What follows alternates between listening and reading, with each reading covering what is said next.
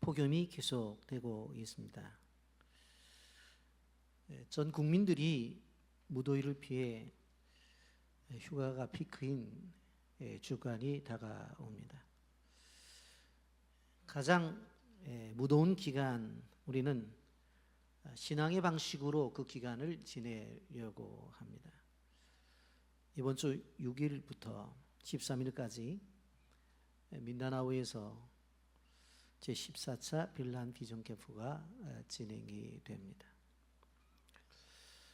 한국도 엄청나게 덥지만 민다나오의 더위도 이에 못지않게 더운 것을 우리는 알고 있습니다. 그럼에도 불구하고 우리는 제자의 사명을 감당하기 위해서 이제 단기 선교를 떠날 것입니다. 아무리 더워도 우리는 예수님의 제자로서 주님이 원하시는 사역을 멈출 수가 없습니다. 우리는 예수님께서 제자들에게 들려주신 말씀을 통해서 이 더운 여름철에 다시 한번 신앙의 무장을 하기를 바랍니다. 우리의 신앙생활이 삶으로 고백이 되어져야 되는데, 첫째로 외식을 주의하라고 그렇게 말씀을 하고 있습니다. 1절 말씀에 보면 그동안에 무리 수만 명이 모여 서로 밟힐 만큼 되었더니 예수께서 먼저 제자들에게 말씀하여 이르시되 바리새인들의 누룩 곧 외식을 주의하라, 그렇게 말씀합니다. 예수님 주변에 수만 명이 모였대요. 그리고 얼마나 많이 모였으면 서로 밟힐 만큼 그렇게 모였다고 말씀을 합니다. 그런데 그 가운데서, 그 많은 사람들 가운데서 제자들을 불러서 제자들에게 먼저 가르침을 주십니다. 그 내용은 외식하지 말라는 것이었습니다. 여러분, 외식이 무엇인가? 가장 쉬운 표현을 한다면 겉과 속이 다른 것이 외식입니다. 여러분, 지금 제자들은 영적인 지도자들입니다. 지도자에 앉아있는 사람일수록 이 외식에 빠질 위험이 있다고 하는 것을 우리는 기억해야 됩니다. 이 부분에 대해서 예수님이 말씀을 하시는 것입니다. 그런데 이 외식에 대한 말씀을 하실 때 예로 무엇을 들어 말씀하셔요? 누룩을 들어서 설명하십니다. 바리새인들의 누룩 곧 외식을 주의하라, 그렇게 말씀합니다. 성경에서 누룩에 대한 이야기를 하게 되어질 때에 하나님 나라를 제외하고는 모든 것들이 부정적인 의미로 등장하는 것을 보게 되어집니다. 누룩은 눈에 보이진 않습니다. 그러나 순식간에 반죽 전체에 들어가 그 반죽을 부풀게 합니다. 저는 어렸을 때 시골에서 자라났는데 우리 할머니가 반죽을 하고 그 속에다가 이 누룩을 집어넣는 걸 보았습니다. 그리고는 아랫목에다가 그것을 놓고 이불을 덮어 놓으면 얼마 시간이 되어지지 않아서 그것이 아주 부풀게 되는 것을 보았고, 그것을 갖다가 쪄서 빵이라고 주면 맛있게 먹었던 기억이 지금도 생생합니다. 여러분, 본문에서 예수님께서 바리새인들의 누룩을 주의하라고 하신 것은 그들의 외식이 있는데 그 외식이 얼마나 번져나가느냐, 누룩처럼 번져나간다. 그래서 주의하라고 하는 거예요. 당시 바리새인들의 신앙생활을 보면 진실되고 정직한 마음이 없었어요. 오히려 사람에게 보이기 위해서 율법을 지켜냈던 것을 볼 수가 있습니다. 그리고 다른 사람을 볼 때에도 겉으로 사람을 판단했습니다. 자신들은 겉으로 율법을 지킨다고 말을 했지만 그 안에는 불의와 탐욕이 가득 차 있었던 것을 보게 되어집니다. 그런데 그들이 지도자였기 때문에 그들이 가지고 있는 어떤 영향력이 누룩처럼 쉽게 퍼져나갔다고 하는 것입니다. 한마디로 말하면 나쁜 영향력이 퍼져나갔다는 것이죠. 당시의 바리새인들은 사회 지도자의 선생들이었습니다. 그래서 그들의 태도가 많은 사람들에게 영향을 끼친 것을 볼 수가 있습니다. 누룩이 반죽에 들어가서 부풀어서 이렇게 보여진 것처럼 바리새인들이 가지고 있는 외식이 누룩처럼 다른 사람들에게 큰 영향을 끼쳤다고 하는 이야기입니다. 그냥 그러면서도 아닌 척하고 분명하면서도 불구하고 안 그런 척하는 거예요. 여러분, 주님은 경건하고 이로운 삶이라고 하는 것은 너희들이 아무리 감추려고 해도 감출 수가 없다고 말씀해요. 2절 말씀, 감추인 것이 드러나지 않을 것이었고 숨긴 것이 알려지지 않을 것이 없나니, 그렇게 말씀해요. 바리새인들은 겉으로 드러나는 것을 중요하게 생각을 했어요. 그래서 자신들의 율법을 철저히 지키는 사람들이라고 주장했고 다른 사람들에게는 그것이 보여졌어요. 그런데 중요한 것은 그들의 속에 있는 죄악과 불의가 안에 있으니 감춰져 있다는 거예요. 그런데 주님은 그거 다 알려질 거다, 그렇게 말씀하는 겁니다.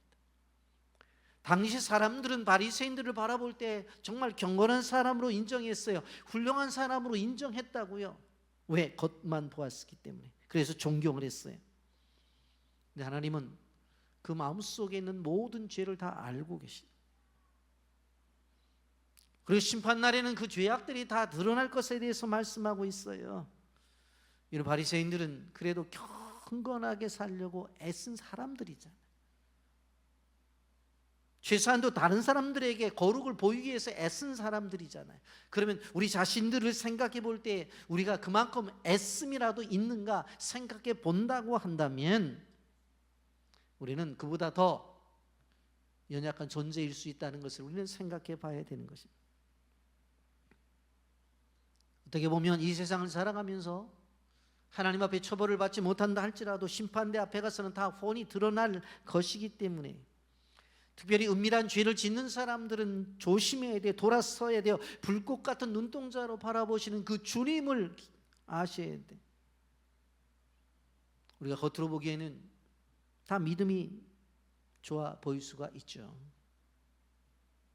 중요한 것은 하나님이 보실 때 어떠하냐는 것입니다. 하나님 앞에는 다 드러나게 되어 있어요. 그래서 오늘 3절 말씀에 보면 이런 경고를 합니다. 이러므로 너희가 어두운 데서 말한 모든 것이 광명한 데서 들리고 너희가 골방에서 귀에 대고 말한 것이 지붕 위에서 전파되리라. 몰래 한 말도 다 드러난다는 거예요. 우리의 말과 우리의 행동을 주님은 다 아신다고 하는 것입니다. 사람들에게는 숨길 수 있을지 모르지만 하나님에게는 숨길 수 있는 사람이 하나도 없어요. 하나님 우리의 선악을 다 아시는 분이십니다. 세상을 살아가면서 사람을 속이기도 하죠. 악을 행하기도 해요. 그럼에도 불구하고 심판을 받지 않고 건강하게 살아가는 사람들이 많아요. 그 하나님이 심판을 하시지 않는 건가? 아니에요. 오늘 성경을 통해서 우리가 알아야 될 것은 무엇입니까? 하나님이 기회를 주시고 계신다는 거예요. 기다리고 계신다는 거예요. 이사야 55장 7절 말씀을 보십시오. 악인은 그 길을, 불의한 자는 그의 생각을 버리고 여호와께로 돌아오라. 그리하면 그가 긍휼히 여기시리라. 우리가 하나님께 돌아오라. 그가 너그럽게 용서하시리라. 사도행전 3장 19절 말씀에 보면 그러므로 너희가 회개하고 돌이켜 너희 죄 없이 함을 받으라. 이같이 하면 새롭게 되는 날이 주 앞으로부터 이를 것이라고 말씀하고 있어요. 하나님 앞으로 돌아와야 돼. 돌아서 십자가를 의지하고 그리고 십자가 앞에 우리가 무릎을 꿇고 우리가 가지고 있는 모든 것들을 다 하나님 앞에 고백해야 돼요. 죄의 본성에 그 영향력을 끊기 위해서는 우리는 십자가 앞으로 나가야 된다고 하는 것입니다. 하나님을 향해야 된다고 하는 거예요. 이런 그러면서 오늘 본문은 삶으로 신앙을 고백하기 위해서 꼭 해야 될 것이 무엇이냐? 복음 증거를 하되 담대히 증거를 해야 된다고 하는 것입니다. 예수님이 제자가 된다고 하는 것은 바로 특별한 자세가 필요한데 그 자세는 무엇입니까? 어떤 상황 속에서도 복음을 전해야 된다고 하는 것입니다. 3절 말씀에 이러므로 너희가 어두운 데서 말한 모든 것이 광명한 데서 들리고 너희가 골방에서 귀를 대고 말한 것이 지붕 위에 전파되리라. 아무리 은밀한 곳에서 이야기한 것도 다 드러난다고 그랬어요. 여러분, 그런데 이것을 다른 부분에서 우리가 생각을 해본다고 한다면 은밀하게 복음을 전하는 것들도 다 나타난다는 귀한 말씀입니다. 지금 앞에 있는 바리새인들은 어떻게 해요? 실질적으로 핍박을 더욱더 심하게 함으로 말미암아 오히려 복음을 전하는 유대인들이 고통을 당하고 있었어요. 이제 이후로 예수님이 십자가에 못 박아 죽을 것이 분명합니다. 근데 우리가 생각해 보면 예수님이 살아 계실 때도 이 땅에 핍박이 임했다고 한다면 지금 이 시대에도 핍박이 임할 것은 분명하다는 것을 우리는 기억해야 되는 것입니다.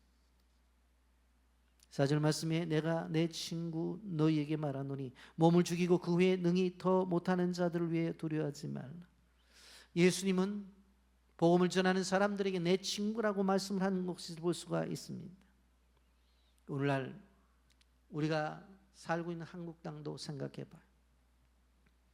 선교지만 아니라 우리가 살아가는 이 땅도 복음을 전한다는 것이 웬만한 용기와 담대함이 없이는 할 수 없는 것이 우리가 살아가는 세상인 것을 보게 되었습니다. 전도자들을 무시하고 멸시하는 일들이 너무나 많이 있습니다. 세상 사람들이 교회를 깔봐요. 그리고 교회를 무시합니다. 여러분, 그 속에서 우리가 전도자의 사명을 감당해야 돼요. 그리고 선교를 해야 됩니다. 선교는 환경과 문화를 뛰어넘어 그곳에 가서 전도하고 교회를 세우는 것이 선교입니다. 생각해 보면 올여름이 지금까지 폭염 가운데 가장 심한 폭염이 있는 해가 아닌가 생각을 해봅니다. 이 무더운 날에 더위를 뚫고 필리핀으로 가서 산속에서 그 청소년들을 모아놓고 말씀을 전하고 그들과 함께 교제하는 것 얼마나 귀한 일인가, 그런 생각을 하면서 많은 사람들이 선교를 해야 된다고 생각하지만 재정이 뒷받침이 되지 않아서 못한다고 그렇게 이야기를 합니다. 여러분, 분명코 선교가 돈이 있어야 되는 건 분명하지만 그것이 전부는 아닙니다. 기도와 헌신이 기본이 되어져야 됩니다. 가는 선교사가 됐든 보내는 선교사가 되었든 간에 우리가 이 모든 일들에 동참해서 함께 하나님의 사역을 이루어야 된다는 것입니다. 여러분, 우리의 소원 가운데 하나가 건축을 마무리하고 교회 이전이죠. 이제 마지막 준공공사를 하고 그리고 실내에 공사를 하면 우리가 이제 입당을 하게 되어질 것입니다. 우리가 끊임없이 새로운 예배당에서 예배를 드리기 원했던 것이 무슨 이유였습니까? 다른 것이 아니라 바로 복음을 전하기 위해서였습니다. 예배하고 전도하고 양육하며 제자를 삼기 위해서입니다. 선교하기 위해서예요. 끊임없이 어려운 지경이 있었지만 그러나 그 가운데서도 건축이 미뤄지는 한이 있더라도 끊임없이 선교의 열정을 가지고 있었던 것은 무엇인가 하면 이것이 하나님의 원하심이었기 때문에 그렇습니다. 예수님께서는 제자들에게 복음을 전하면서 핍박을 받을 일이 있지만 결코 두려워하지 말라고 말씀합니다. 4절 하반절에 보면 두려워하지 말라 그렇게 말씀하죠. 여러분, 복음을 전하게 될 때 어떤 경우에 욕을 먹기도 하고 무시를 당하고 업신여기고 경제적인 어려움과 손해를 받을 수도 있어요. 어떤 경우에는 매를 맞을 수도 있고 옥에 갇힘을 당할 수도 있어요. 최악의 경우에는 죽임을 당할 수 있어요. 순교죠. 그러나 하나님께서 이 땅에 복음을 전하려고 하는 그 뜻을 꺾지 못한다고 하는 것이. 그래서 주님은 두려워하지 말라고 그렇게 말씀하고 있는 것을 보게 됩니다.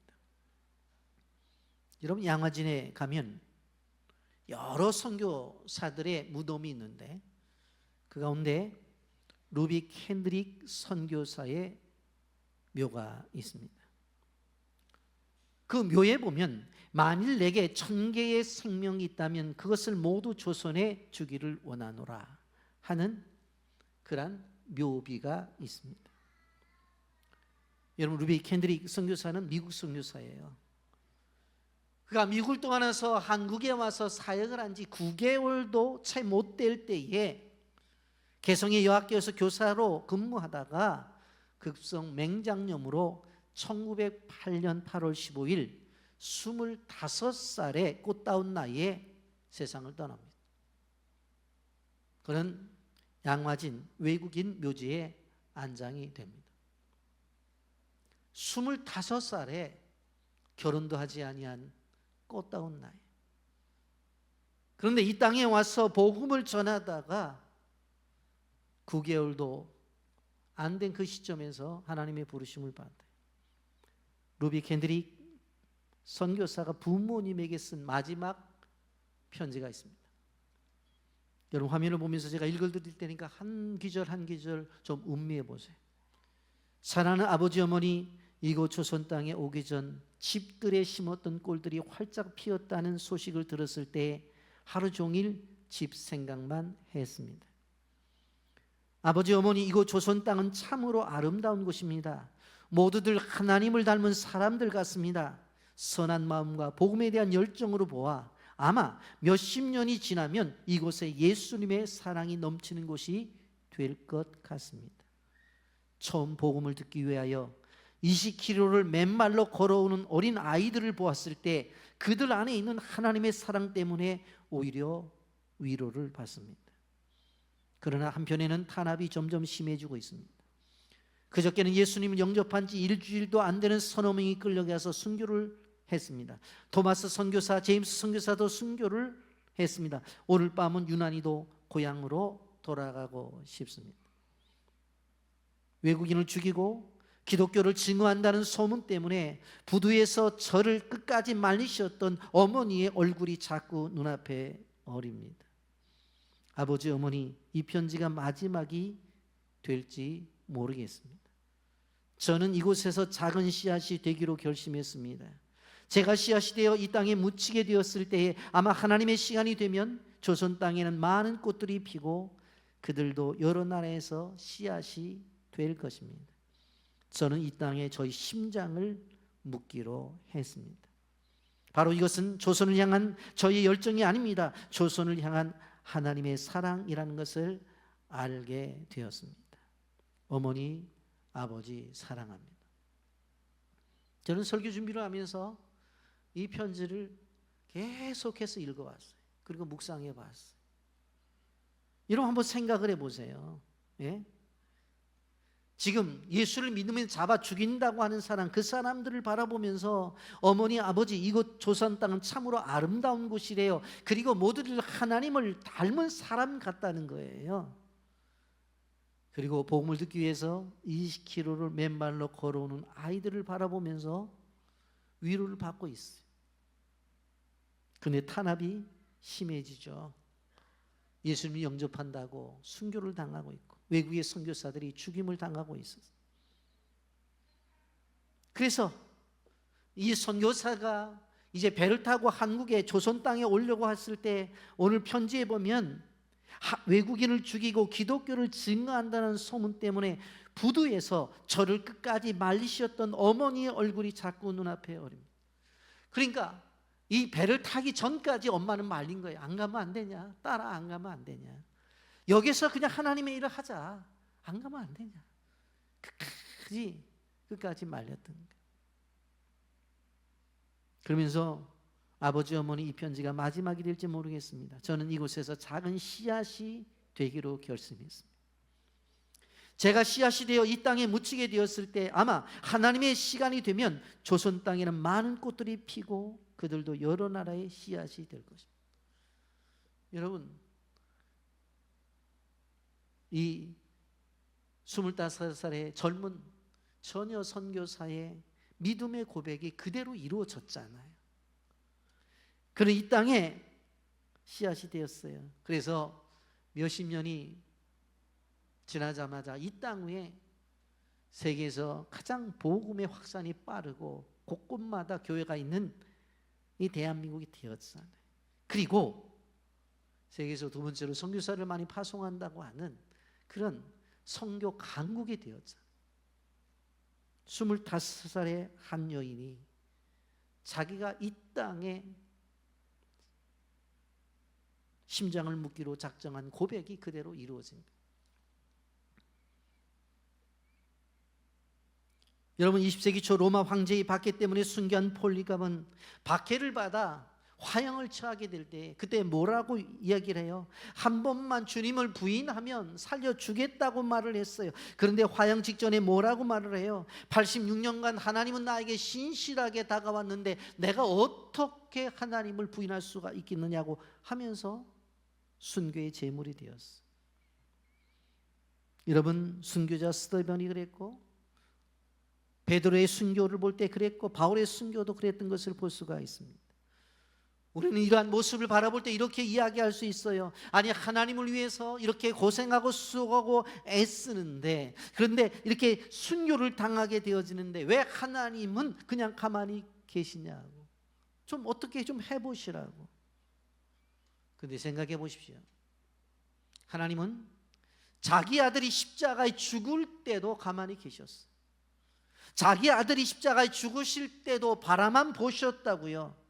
여러분, 그렇기 때문에 순교와 박해와 핍박의 현장 속에서 하나님이 뒷짐지고 있는 것 같지만 그렇지 않다고 하는 것을 우리는 알아야 되는 거예요. 그 속에서 하나님의 역사가 나타나요. 로마서 8장 28절에 보면 우리가 알거니와 하나님을 사랑하는 자 곧 그의 뜻대로 부르심을 입은 자들에게는 모든 것이 합력하여 선을 이룬다고 그랬어요. 여러분, 교회 이전이 많이 지체가 된 것을 우리는 다 알고 있습니다. 땅을 사고 지금 18년을 지내고 있습니다. 여러분, 그런 계획 속에서도 우리는 선교를 멈추지 않고 최선을 다해서 해왔어요.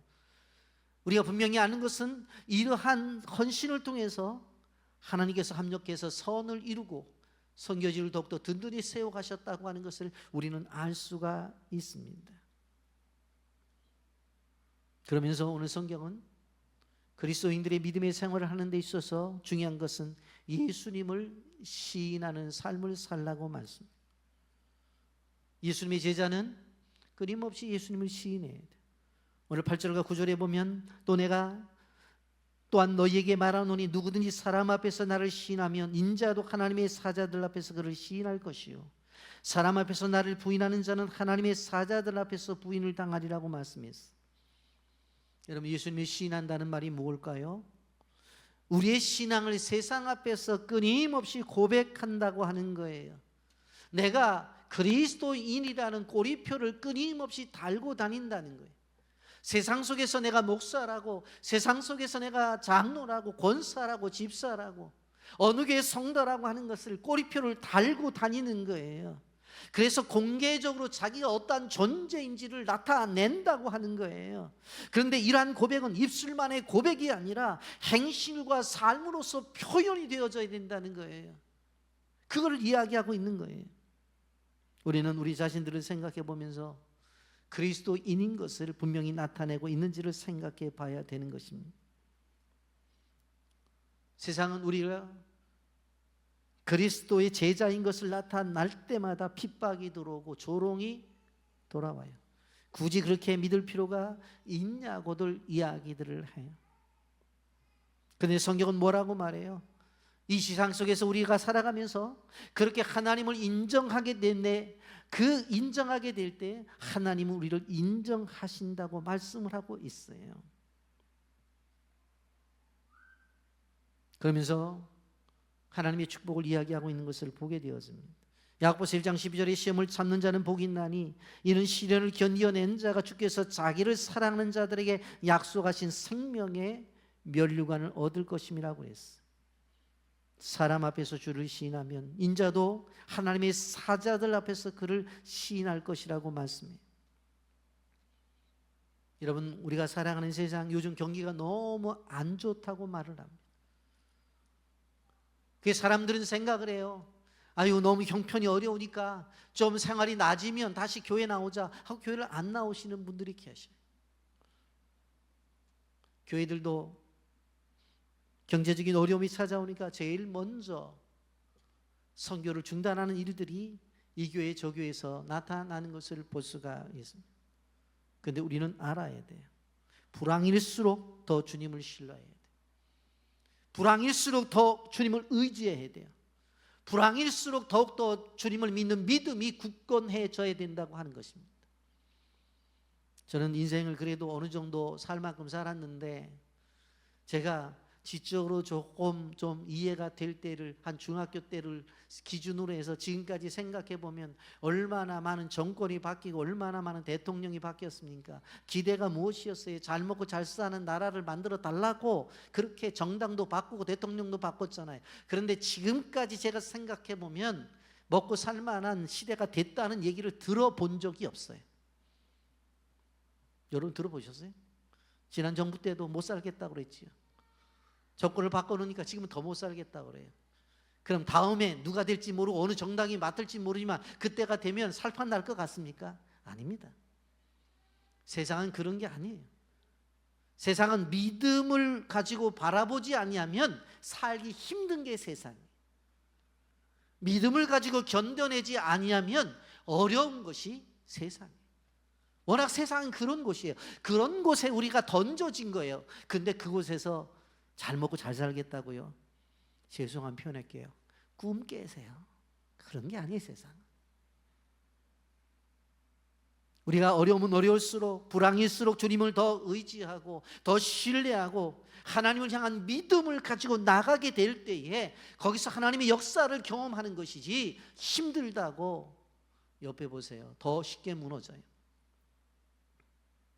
주님을 시인하고 증거하면서 주님과 동행하는 믿음의 삶이 우리에게 필요하다는 것을 꼭 기억하시기를 바랍니다. 또 한 가지 마지막으로 성경은 성령님을 의지하라고 말씀하고 있습니다. 제자들이 핍박을 당하게 될 때 성령님을 의지하라. 11절 12절 사람이 너희를 회당이나 위정자나 권사 있는 자 앞에 끌고 가거든 어떻게 무엇으로 대답하며 무엇으로 말할까 염려하지 말라. 마땅히 할 말을 성령이 곧 그때 너희에게 가르치시라 하니라. 여러분, 본문에서 나타나는 끌려가거든, 끌려간다는 것은 뭘 얘기하는 거예요? 유대인들에게 핍박을 당한다는 것을 말해요. 시대를 초월해서 진정한 복음 전도자는 핍박을 받게 되어 있었던 것을 볼 수가 있습니다. 복음대로 살고자 원하는 사람들은 핍박을 받게 되어 있어요. 그냥 내버려 두지를 않아요. 그런데 중요한 것은 그때마다 하나님이 함께 하신다고 하는 것입니다. 복음을 전할 때 무슨 말을 할까 염려하지 말라고 그랬어요. 11절 하반절에 어떻게 무엇으로 대답하며 무엇으로 말할까 염려하지 말아라. 베드로가 복음을 전할 때도 주님이 말씀하셨죠. 사도행전 4장 8절부터 12절 말씀에 보면 이에 베드로가 성령이 충만하 이르되 백성의 관리들과 장로들아 만일 병자에게 행한 착한 일에 대하여 이 사람이 어떻게 구원을 받겠느냐 오늘 우리에게 질문한다면 너희와 모든 이스라엘 백성들은 알라. 너희가 십자가에 못 박고 하나님이 죽은 자 가운데서 살리신 나사렛 예수 그리스도의 이름으로 이 사람이 건강하게 되어 너희 앞에 섰느니라. 이 예수는 너희 건축자들의 버린 돌로서 지 모퉁이의 머릿돌이 되었느니라. 다른 이로서 구원을 받을 일이 없나니 천하 사람 중에 구원을 받을 만한 다른 이름을 우리에게 주신 일이 없음이라 하였더라. 여러분, 우리가 생각을 해보면 스데반도 그리스도를 증거하는 일 때문에 미움과 핍박을 받은 것을 바라볼 수가 있습니다. 그가 돌에 맞고 있으면서 그의 얼굴은 천사로 바뀌었다는 거예요. 왜 그럴까요? 그 복음이 능력이 있었고 하나님이 함께 하시기 때문에 그런 거예요. 사도 바울도 총독과 아그리파 왕 앞에서 모든 고관들 앞에서 신문을 당할 때도 담대하게 복음을 전한 것을 사도행전 26장을 통해서 볼 수가 있습니다. 루터는 당시 온 세계를 지배하고 있었던 교황에 맞서 비덴베르크 대학 예배당 정문에 95개의 조항의 반박문을 내걸고 종교 개혁의 횃불을 들었던 것을 볼 수가 있습니다. 역사상 수많은 하나님의 종들이 고난과 고통 속에서도 복음을 가지고 외치고 나갔던 것을 바라보게 되어집니다. 여러분, 우리는 기억해야 됩니다. 성령께서 함께 하실 것이기 때문에 두려워하지 말아야 돼요. 그러면서도 우리가 먼저 해야 될 것은, 진정으로 우리가 잘못한 것이 있다면 하나님 앞에 용서를 구해야 돼요. 그것이 안 되었을 때에 잘못하면 성령을 회방하는 죄를 범하게 되어진다고 하는 것입니다. 오늘 10절 말씀에 보면 누구든지 말로 인자를 거역하면 사하심을 받으려니와 성령을 모독하는 자는 사하심을 받지 못하리라. 그렇다고 한다면 성령이 모독하는 죄가 도대체 어떤 것일까? 성령의 역사가 분명히 일어나고 있음에도 불구하고 그것을 부정하고 그것을 인정하지 않고 그것을 핍박하는 것, 그것이 성령의 거룩한 그런 죄라는 거예요. 성경을 보면 예수님께서도 성령의 능력으로 귀신을 쫓아냈죠. 그랬더니 바리새인들이 귀신의 왕 바알세부를 힘입어서 쫓아낸다고 말. 이런 게 성령 회방하는 죄. 복음이 전파되어지고 성령께서 임재함에도 불구하고 끊임없이 거절하고 거부하고 나간다면 구원이 이룰 수가 없는 것이죠. 여러분, 그렇기 때문에 우리의 삶 속에서 성령에 임재할 때 성령에 순종하는 모습들이 있어야 된다고 하는 것입니다. 제자는 세상의 어떤 핍박 가운데도 담대하게 복음을 전하며 예수님을 시인하며 나가는 존재가 되어야 된다는 것을 기억해야 되는 것입니다. 세상의 전도자를 핍박할 때에 사람을 핍박할 수 있지만 그의 영혼은 핍박할 수가 없어요. 그리고 그렇게 행하는 사람들에게 하나님은 하나님 나라에서 상급을 주신다고 말씀을 했습니다. 말씀을 정리합니다. 누가 제자인가? 주님을 따르는 사람들을 우리는 제자들이라고 합니다. 그런데 이 제자의 길이 저절로 가는 길이 아니라고 하는 거예요. 제자의 길이 의미가 있고 가치 있는 일이기 때문에 그 앞에 고난이 있고 역경이 있어요. 그래서 자신의 희생이 없이는 절대적으로 그 제자의 길을 갈 수가 없어요. 대가를 지불하지 않고는 제자의 길을 갈 수가 없다고요. 그럼에도 불구하고 예수님은 두려워하지 말라고 말을 해요. 육신은 죽일 수 있을지 모르지만 영혼은 멸할 수 없다. 오히려 두려워한다면 영혼을 멸하는 그 존재를 두려워하라고 말씀하고 있습니다. 요즘 아이들이 자라나서 이제 중고등학생이 되고 청년이 되어지고 결혼을 해서 가정을 또 세우고 하는 이런 과정들을 보면서 참 답답함을 느낄 때가 있어요. 소원이 뭐냐?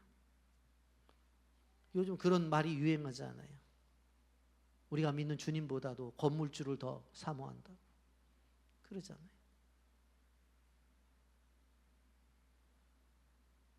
아이들이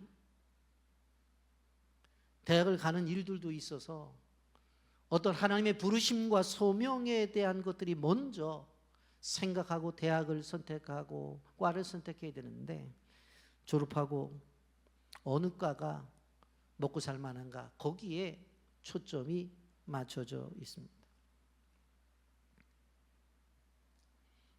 우리에게 주어진 모든 것들이 하나님의 원하심과 하나님의 비전을 향해서 초점을 맞춰 나가야 되는 거예요. 그런데 그렇지 않다는 거예요. 돈을 이야기해요. 우리가 서로 간에 대화를 할 때도 주의해야 될 것은, 아유 권사님네 좀 어때? 아이 지금 그 집은 먹고 살만 하잖아. 그렇게 표현하면 안 된다네. 그 집은 끊임없이 하나님의 부르심 앞에 순종하는 집안이죠.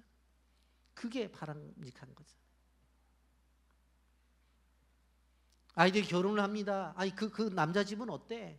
그 여자 집은 어때? 아이 먹고 살만해. 애들 직장은 아이고 먹고 살만하지.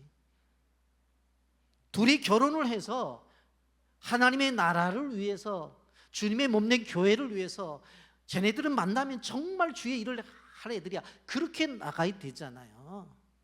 그게 바람직한 거잖아요.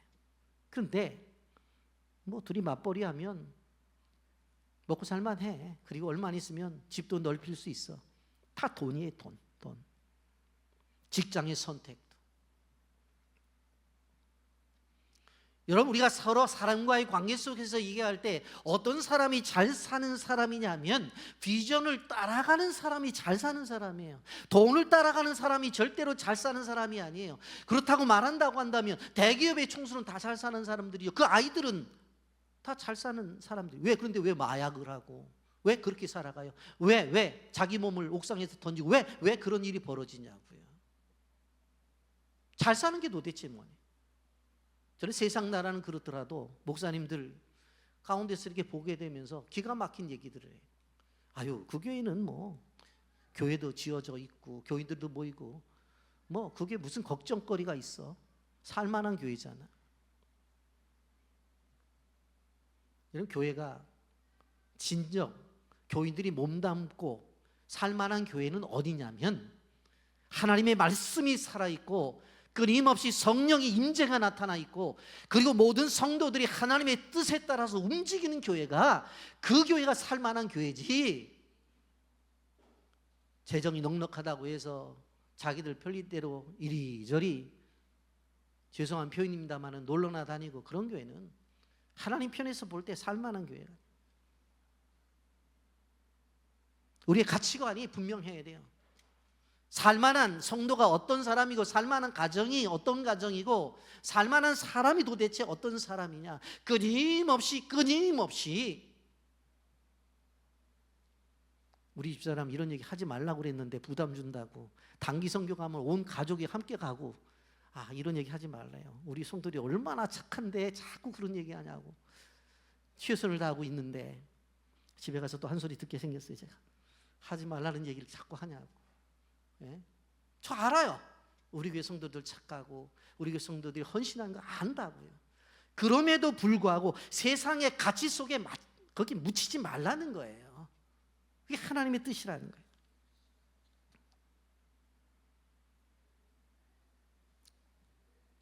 우리가 이 땅에 살아가면서 하나님의 나라를 세워가는 그러한 존재들로서 우리가 좀 생각을 해 보자고 하는 것입니다. 여러분 어떤 모습으로 여러분의 인생을 구성하고 살아가기를 원해요. 제가 예를 들었으면 루비 캔드릭 선교사처럼 25살의 젊은 아가씨가 이 땅에 씨앗이 되겠다고 하는 그런 사고와 가치가 얼마나 중요해요. 아니 꼭 그렇게 안 되더라도 생각은 좀 해봐야 되잖아요. 그렇게 안 되더라도 생각을 해보잖아요. 그렇잖아요. 내가 빌란의 미랄이 되겠다. 캄보디아 선교지 그런가 브라우 종족에 내가 미랄이 되겠다. 인도네시아 바두의 순단 종족을 위해서 내가 좀 미랄이, 좀 그런 생각이라도 좀 해보자는 거예요. 그럴 때 거기에서 역사가 나타나는 거지, 그런 생각이 없는데 무슨 역사가 나타나겠어. 여러분 우리는 우리의 삶을 통해서 복음을 비추는 일이 우리에게 주신 사명이라는 생각을 꼭 가져야 돼요.